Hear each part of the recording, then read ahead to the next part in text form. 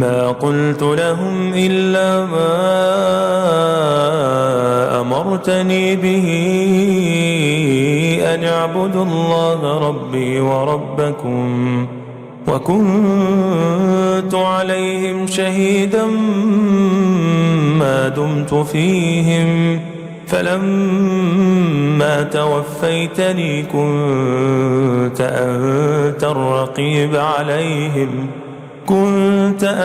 الرقيب عليهم وأنت على كل شيء شهيد. إن تعذبهم فإنهم